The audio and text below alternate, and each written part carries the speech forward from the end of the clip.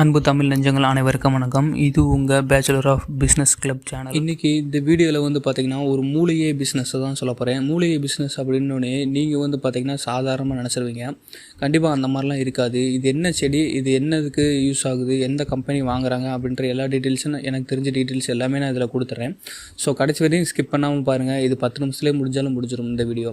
So இந்த திருநீற்று பச்சிலை அப்படின்னு சொல்லுவோம் பார்த்திங்களா, அந்த மூலிகையை பற்றி தான் பார்க்க போகிறோம். அதாவது பேச்சுவாக்கிலே நான் சொல்கிறேன், திருநீற்று பச்சிலை அப்படின்னு சொல்லுவாங்க பார்த்தீங்களா, அந்த திருநீற்று பச்சளை செடி தான் இன்றைக்கி முக்கியமாக பார்க்கக்கூடிய ஒரு செடி. இதுக்கு பார்த்தீங்கன்னா ஃபுல் அண்ட் ஃபுல் இது எதுக்காக போகுது அப்படின்னு பார்த்தீங்கன்னா, ஒன்று பார்த்தீங்கன்னா மெடிக்கல் ஃபீல்டுக்கு போகுது. மருத்துவ உலகத்தில் இதை பயன்படுத்தாத ஆட்களே கிடையாது, பயன்படுத்தாத கம்பெனியே கிடையாது. மின்ட் அப்படின்னு இருக்குது பார்த்தீங்களா, அதாவது புதினா எந்தெந்த இடத்துலலாம் பயன்படுத்துகிறாங்களோ அந்த இடத்துல இந்த திருநீற்று பச்சளை செடியும் பயன்படுத்துகிறாங்க. இந்த திருநீற்று பச்சளை செடியில் என்னென்ன பொருள்லாம் கிடைக்கிது அப்படின்னு பார்த்தீங்கன்னா, ஃபஸ்ட்டு பார்த்தீங்கன்னா இந்த திருநீற்று பச்சை இலை இருக்குது பார்த்தீங்களா, இந்த இலையை வச்சு எக்ஸ்ட்ரா ஆயில் அப்படின்னு ஒரு ஆயில் மேக் பண்ணுவாங்க. அப்படி இல்லாட்டி பார்த்தீங்கன்னா டிஸ்டிலேஷன் மெத்தடில் பார்த்தீங்கன்னா எசென்ஷியல் ஆயில் அப்படின்னு சொல்லிட்டு ரெண்டாவதாக ஒரு ஆயில் அப்படின்றதும் தயாரிக்கிறாங்க. மூணாவது பார்த்தீங்கன்னா இந்த இலைகளை எல்லாமே காய வச்சு பவுட்ராக்கி அந்த பவுட்ரு பார்த்தீங்கன்னா சேல்ஸ் பண்ணிகிட்டு இருக்கிறாங்க. அதாவது இந்த காஸ்மெட்டிக் ஃபீல்டுக்கு இந்த பவுட்ரு சேல்ஸ் பண்ணுறாங்க. இந்த எசென்ஷியல் ஆயிலும் சரி, இந்த எக்ஸ்ட்ரா ஆயிலும் சரி எதுக்கு பயன்படுத்துகிறாங்க அப்படின்னு பார்த்தீங்கன்னா மருத்துவ உலகத்தை தான் அதிகமாக பயன்படுத்துகிறாங்க. முக்கியமாக பார்த்தீங்கன்னா நார்மலான டானிக் இருக்குது பார்த்தீங்களா, அந்த டானிக்கு, அந்த சளி டானிக்கு, சிறப்பு டானிக்கெல்லாம் இருக்குது பார்த்தீங்களா, இந்த 2 வகை டானிக்குமே முக்கியமாக இதுதான் பயன்படுத்திக்கிட்டே இருக்கிறாங்க. ஸோ அடுத்து மூணாவது என்ன அப்படின்னு, நாலாவது பொருள் என்ன அப்படின்னு பார்த்தீங்கன்னா, இந்த பச்சை இலை இருக்குது பார்த்திங்கன்னா, இந்த பச்சை இலையை அப்படியே நாம் பதம் பண்ணணும். அதாவது இது எந்த அளவுக்கு இது நம்ம செடியிலேருந்து பறித்தோம்னா அது எப்படி நல்லா இதமாக பதமாக அந்த பச்சையாகவே இருக்குது, அதே மாதிரி தான் நம்ம எக்ஸ்போர்ட் பண்ணி ஆகணும். ஸோ அந்த எக்ஸ்போர்ட்டுக்கு பார்த்திங்கன்னா ஒரு சிலர், அதாவது 100க்கு 20% பேர் தான் இந்த பச்சை இலை வேணும்னு கேட்குறாங்க. ஸோ மிச்சம் இருக்கிற 80% பேர் என்ன வேணும் அப்படின்னு கேட்குறாங்கன்னா, இதுலேருந்து எசென்ஷியல் ஆயில் வேணும்னு கேட்குறாங்க. அப்படில்லாட்டி பார்த்திங்கன்னா எக்ஸ்ட்ரா ஆயில் வேணும்னு கேட்குறாங்க. இந்த எக்ஸ்ட்ரா ஆயில் அப்படின்றது நீங்கள் ரெடி பண்ணணும் அப்படின்னு நினச்சிங்கன்னா சிம்பிளான முறை தாங்க, வேறு ஒன்றுமே கிடையாது. இந்த பச்சை இலைகள் எல்லாத்தையும் நீங்கள் பார்த்தீங்கன்னா ஒரு தனியாக பாத்திரத்தில் நீங்கள் எடுத்து வைக்கணும். அதாவது இந்த பச்சை இலை இருக்குல்ல, அது இலையை மட்டும் நீங்கள் தனித்தனியாக பார்த்தீங்கன்னா ஒரு பாத்திரத்தில் எடுத்து வச்சிடணும். அந்த பாத்திரத்துக்குள்ளே பார்த்தீங்கன்னா சுத்தமான செக்கு நல்லெண்ணெய், கலப்படமே இல்லாத செக்கு நல்லெண்ணெய் விட்டு நீங்கள் கொதிக்க வைக்கணும். அதாவது கொதிக்கிறது பார்த்தீங்கன்னா இந்த பாத்திரத்தை அப்படியே வைக்கக்கூடாது. இந்த பாத்திரத்துக்கு கீழே ஒரு தண்ணியை வச்சோ இல்லை வேறு ஏதாவது வெறும் பாத்திரம் வச்சோ நீங்கள் பார்த்தீங்கன்னா அந்த பாத்திரத்துக்குள்ளே நீங்கள் இந்த தேங்காய் எண்ணெயை இல்லாட்டி நல்லெண்ணெயை ஊற்றிருக்கீங்களா, இந்த பாத்திரத்தை நீங்கள் வச்சாகணும். ஸோ ரெண்டுமே பார்த்தீங்கன்னா நல்லா கொதிக்க என்ன ஆகுன்னு பார்த்தீங்கன்னா, அந்த இலையில் இருக்கிற சாறு பூராமே இந்த நீங்கள் ஊற்றின நல்ல எண்ணெயிலையோ இல்லாட்டி பார்த்திங்கன்னா இந்த தேங்காய் எண்ணெயிலையும் பார்த்திங்கன்னா ஃபுல்லாக மிக்ஸ் ஆகிரும். ஸோ இது எவ்வளோ தூரத்துக்கு கொதிக்க வைக்கணும் அப்படின்னு பார்த்தீங்கன்னா 24 மணி நேரம் லோ ஃப்ளேம்லேயே வச்சு கொதிக்க வச்சே ஆகணும். ஸோ அப்படி வச்சா தான் இந்த எக்ஸ்ட்ரா ஆயில் அப்படின்றது நல்லா பதமாக இருக்கும். இந்த எக்ஸ்ட்ரா ஆயில் இன்றைக்கி ரேட்டுக்கு எவ்வளோ போகுதுன்னு பார்த்தீங்கன்னா 1 லிட்டர் 915 ரூபாய்க்கு வாங்கிட்டு இருக்கிறாங்க. அதாவது ஃபாரினில் வாங்கிட்டு இருக்கிறாங்க. ஸோ நம்ம நாட்டில் இது எவ்வளோ என்ன ரேட்டுக்கு வாங்குறாங்க அப்படின்னு பார்த்தீங்கன்னா இதை விட கம்மியான ரேட்டாக தான் வரும். நான் சொல்கிறது ஹோல்சேல் ப்ரைஸுங்க. தயவுசெய்து இது 915 ரூபா அப்படின்றது நீங்கள் ரீட்டைல் ப்ரைஸில் செக் பண்ணி பாருங்க. ரீட்டைல் ப்ரைஸில் செக் பண்ணி பார்த்தீங்கன்னா 1200 ரூபாயிலேருந்து 1400 ரூபா, 1700 ரூபா இந்த மாதிரி கம்பெனி வேரியஸ் ஆகும். அதில் இருக்கிற குவாலிட்டி வேரியஸ் ஆகும், அதில் இருக்கிற அந்த ஃப்ளேவர் வேரியஸ் ஆகும், அதில் இருக்கிற ஸ்ட்ராங் வேரியஸ் ஆகும், அதில் இருக்கிற கலர் வேரியஸ் ஆகும் தான் மாறிக்கிட்டே இருக்கும். ஸோ இன்றைக்கி ரேட்டு நீங்கள் நார்மலாக விற்கணும் அப்படின்னு நினச்சிங்கன்னா நீங்கள் ரெடி பண்ண இந்த திருத்தி பச்சை இலையோட அந்த எக்ஸ்ட்ரா ஆயில் நீங்கள் சேல்ஸ் பண்ணணும்னு நினச்சிங்கன்னா 1 லிட்டர் பார்த்திங்கன்னா 915 ரூபா. இதே நீங்கள் எசென்ஷியல் ஆயிலாக விற்கணும் அப்படின்னு நினச்சிங்கன்னா அது என்ன ரேட் அப்படின்னு பார்த்தீங்கன்னா, அதாவது அந்த எசென்ஷியல் ஆயில்ன்றது இந்த நார்மலாக நம்ம தண்ணி இருக்குது பார்த்திங்களா, நம்ம குடிக்கிற தண்ணியோட இந்த இலையை போட்டுறோம். இந்த இலையை போட்டுட்டோம்னா அந்த இலையும் இந்த தண்ணியும் சேர்ந்து கொதிக்க என்ன ஆகுதுன்னு பார்த்தீங்கன்னா அதில் இருக்கிற ஸ்மெல் எல்லாமே நீராவியாக போகும். அந்த நீராவியை காற்றோட காற்றாக கலக்க வைக்காமல் அதை பார்த்தோம்னா நம்ம நார்மலாக ஒரு சின்ன பைப்லைன், காப்பர் பைப்லைன் போட்டு கூலிங் வாட்டருக்குள்ளே ட்ராவல் பண்ண வச்சு அந்த நீராவியை லிக்யூடாக மாற்ற போகணும். அந்த லிக்யூடாக மாற்றுற ப்ராசஸ் தான் டிஸ்டிலேஷன் ப்ராசஸ் அப்படின்னு சொல்லுவாங்க. அந்த டிஸ்டிலேஷன் முறையில் நமக்கு கிடைக்கக்கூடிய ஆயில் தான் என்ன ஆயில்னு பார்த்தீங்கன்னா இந்த எசென்ஷியல் ஆயில் அப்படின்னு சொல்லுவாங்க. ஸோ இந்த 2 ஆயில் தான் முக்கியமான ஆயில். இந்த எசென்ஷியல் ஆயில் என்ன ரேட்டுக்கு போகுதுன்னு பார்த்தீங்கன்னா 470 ரூபாய்க்கு போயிட்டுருக்குது. இந்த எக்ஸ்ட்ரா ஆயில் எவ்வளோ ரேட்டுக்கு போகுதுன்னா 915 ரூபா போகுது. ரெண்டுமே ஒரே லிட்டர். நான் சொல்கிற ப்ரைஸ் பார்த்தீங்கன்னா ஹோல்சேல் ப்ரைஸு. ரீட்டைல் ப்ரைஸை நீங்கள் செக் பண்ணி பார்த்துட்டு நீங்கள் கம்மியான ரேட்டில் சொல்கிறீங்களே அப்படின்னு தான் சொல்லிடாதீங்க. ஸோ இதில் பார்த்திங்கன்னா என்னென்ன கம்பெனிகள் வாங்குறாங்க அப்படின்றது ஒரு டாப் 2 கம்பெனி இந்தியன் கம்பெனி நான் கொடுத்துருக்குறேன். நீங்கள் டேரெக்டாக அவங்களுக்கு இமெயில் மூலிமா நீங்கள் சென்ட் பண்ணி உங்களோட சாம்பிளை கூட நீங்கள் சென்ட் பண்ணலாம். அப்போ இல்லாட்டி நீங்கள் வந்து என்ன அளவுக்கு அந்த கம்பெனியை பற்றி தெரிஞ்சு வச்சுருக்கீங்களோ அந்த கம்பெனியை தெரிஞ்சு வச்சதுக்கப்புறம் நீங்கள் அவங்கக்கிட்ட ஆர்டர் வந்து பேசலாம். ஸோ நீங்கள் ஹார்ட் ஒர்க் பண்ணாமல் ஸ்மார்ட் ஒர்க் பண்ணுங்கள். அதாவது நீங்கள் அனுப்ப போகிறது டிஸ்டிலேஷன் மெத்தடில் இந்த எசென்ஷியல் ஆயிலா இல்லை எக்ஸ்ட்ரா ஆயிலா அப்படின்றத நீங்கள் முடிவு பண்ணிங்க. இல்லை ரெண்டுமே கூட நீங்கள் செய்யலாம். முடிவு பண்ணிவிட்டு நீங்கள் எதை சாம்பிள் அனுப்பணும்னு நினைக்கிறீங்களோ அதை டேரெக்டாக அவங்களுக்கு ஒரு சாம்பிள் அனுப்பிடுங்க. அந்த சாம்பிள் அவங்க ஓகே அப்படின்னாங்கன்னா அடுத்து உங்களுக்கு பைபேக் ஆஃபர் மாதிரி கொடுப்பாங்க. உங்களால் முடிஞ்சுன்னா பக்கத்தில் இருக்கிற விவசாயிகிட்ட போய் எனக்கு இந்த செடியை வந்து பார்த்திங்கன்னா பயிர் பண்ணி கொடுங்க அப்படின்னு சொல்லுங்கள்.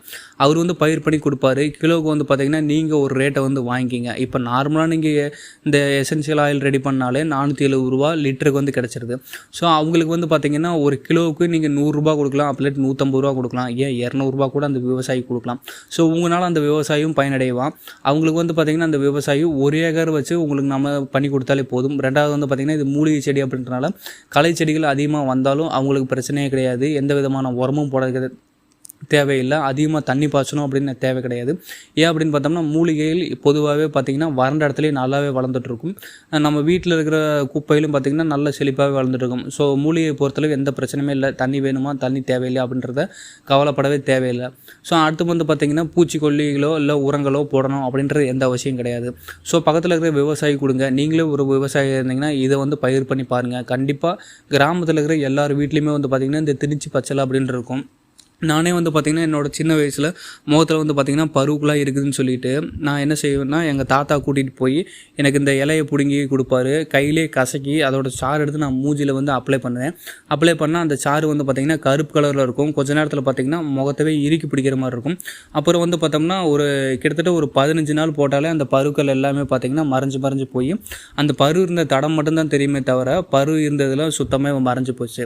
அப்புறம் வந்து பார்த்தோம்னா அதுலேருந்து திருத்தி பச்சையிலேருந்து சாறு எடுத்து இந்த சாரை குடிக்க வைப்பாங்க. சளிக்கு எல்லாமே பார்த்திங்கன்னா நெஞ்சு சளிக்கு நல்லாவே கேட்கும்.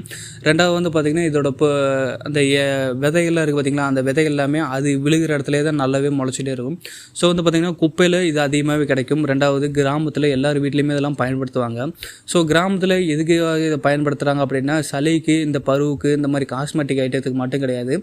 பாம்புகள் வந்து பார்த்திங்கன்னா ஒரு சில செடிக்கு வந்து பார்த்திங்கன்னா அந்த செடியோட ஸ்மெல்லை பார்த்துட்டு வரவே வராது. ஸோ அந்த மாதிரி ஒரு ஸ்ட்ராங்கான ஃப்ளேவரில் இருக்க ஒரு செடி தான் திருத்தி பச்சலை செடி.